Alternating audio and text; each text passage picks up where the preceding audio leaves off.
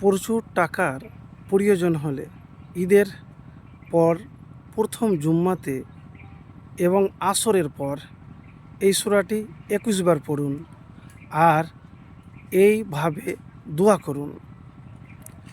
একদিনে নসিব বদলে যাবে।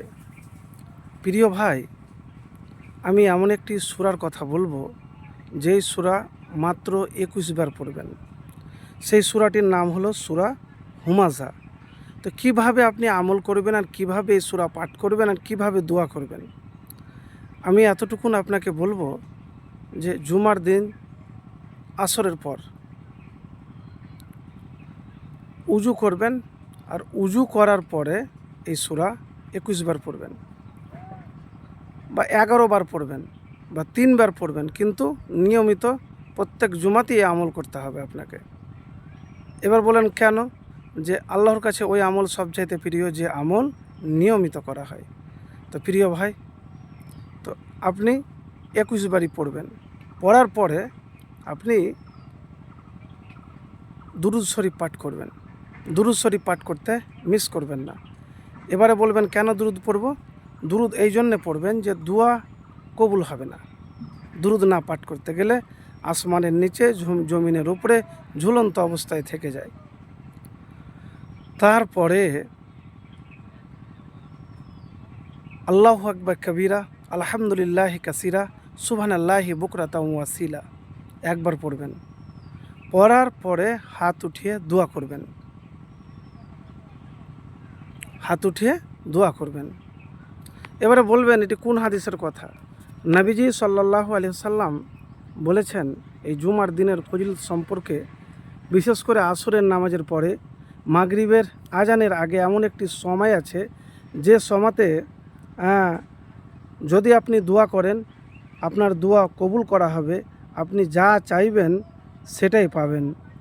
তো প্রিয় ভাই, আমি এতটুকুন আপনাকে বলবো যে একবার জীবনে নিয়মিত যদি আপনার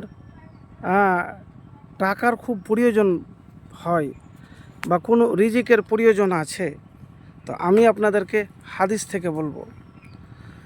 তো হাদিস, জুমার দিন আসরের পরের আমল খুব গুরুত্বপূর্ণ। আসরের শেষ সময়ে দোয়া কবুল হয়। জাবের বিন আবদুল্লাহ রাদিয়াল্লাহু তাআলা থেকে বর্ণিত হাদিসে রসুল সাল্লাল্লাহু আলাইহি সাল্লাম বলেন, জুমার দিনের 12 ঘন্টার মধ্যে এমন একটি মুহূর্ত রয়েছে, যদি কোনো মুসলিম এ সময় আল্লাহর কাছে কিছু দোয়া করে, প্রার্থনা করে, তাহলে মহান সর্বশক্তিমান আল্লাহ তাকে দান করেন। এই মুহূর্তটি তোমরা আসরের শেষ সময়ে অনুসন্ধান করো। 1048 নম্বর হাদিস। জেনে রাখা জরুরি যে আসরের শেষ সময় বলতে সূর্য ডোবার আগে মুহূর্ত। আবদুল্লাহ ইবনে সালাম রাদিয়াল্লাহু তাআলা থেকে বর্ণনা করেন, শুক্রবার আসরের পর থেকে সূর্যাস্ত পর্যন্ত দোয়া কবুল হয়। বিখ্যাত সিরাত গ্রন্থে বর্ণিত হয়েছে জুমার দিন আসরের নামাজের আদায়ের পর দোয়া কবুল হয়। জাদুল মাআদ। ইমাম আহমদ রহমতুল্লাহ আলাই বলেন, আসরের পর বিশেষভাবে দোয়া কবুল হওয়ার কথা বলেছেন।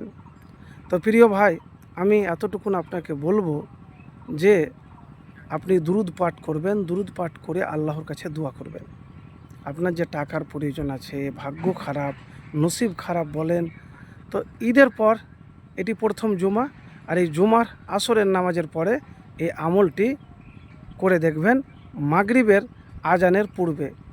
তো প্রিয় ভাই, এতটুকুন আপনাকে বলবো, আপনার চোখের যদি এক ফোঁটা পানি, এক ফোঁটা জল আপনার হৃদয়ের